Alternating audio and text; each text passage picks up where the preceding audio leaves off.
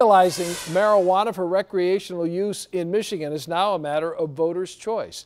Tonight, inaction by the state legislature is sending the proposal to the November ballot. 7 Action News reporter Brian Abel is live in Detroit with what happens next and what legalization could mean for our state. Brian?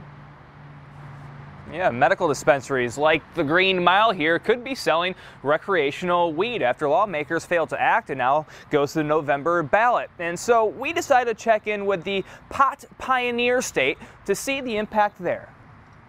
Michigan lawmakers punting on the recreational pot proposal, making it a budding issue for voters in November.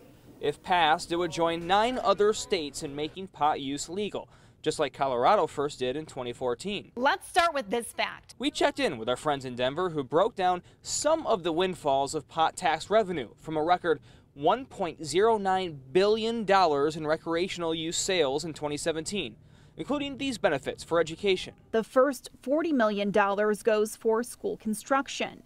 Marijuana taxes are also used to fund grants for literacy, bullying prevention, and dropout prevention. And $12 million for new road construction. But sources there say it's also a mixed bag, with a gray market of weed heading out of state and some of the taxes going to policing pot, without a surefire way to test pot impairment for drivers. Back in the mitten, the backers of the pot proposal say 60% of Michiganders approve of the measure, which would allow sale and possession of 2.5 ounces of weed for ages 21 and up, a 10% tax on top of the state's 6% sales tax, and revenue streams to education, roads, and communities. I don't know that I would vote for it necessarily. I don't smoke pot. But I say that if it's gonna be legalized eventually. So I think as we legalize it, we just need to be careful. I think it should be legal for recreational use, and it should have been handled through legislature, but instead it's being handled through a ballot, through a vote, so I think it should be legal.